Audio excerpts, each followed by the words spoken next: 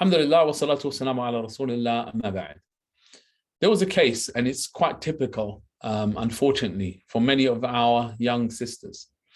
So if you imagine, girl meets boy, a girl's impressed by boy, so she goes off with him, ready to marry him. She comes back to her father and says, you know what, I want to get married and it has to be this particular boy. Father says, no, what are you doing? You know, you can do much better than this guy. He's not right for you. She's adamant. She persists. She uses every tool and trick in the book to convince her dad. Her dad is adamantly against it. But then finally, he says, you know what? Okay, I will agree to the marriage because you're so set on it and you won't listen. I advised you against it, but we'll do it. But wait until such and such month. What does she do?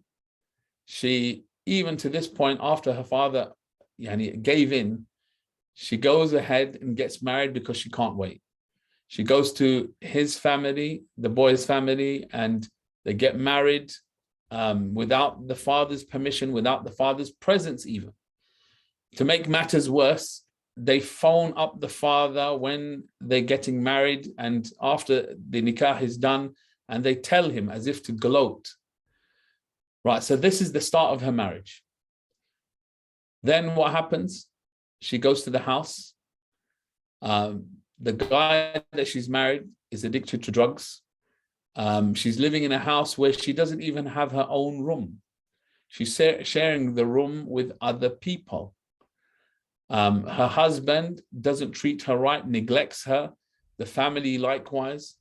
She is at a complete loss. She's cut off from her family, and now she's being abused in this new household that she thought was going to be a bed of roses. It's worse than any thorns she could imagine. She's in this situation, and then after Allah, she knows she's got no other recourse except her father. She picks up the phone, calls him, and she tells him what's going on. Her father immediately says, I'm coming to get you, and goes and gets her. He takes her home and he's there for her, like all parents are. No matter what children do, your parents are the ones who are going to pick up the pieces. And this is time and time again, this is what happens in all of the cases that we see. And time again, sisters who go against their parents and get married like this without their permission, let alone the Islamic rulings and doing this and how the nikah is not valid and no woman should be doing this, yet they end up in the situation where they're being abused. Then she's stuck in a marriage. She's still stuck in a marriage that her father never wanted. She got herself into. So they brought the case to us with all the conflict.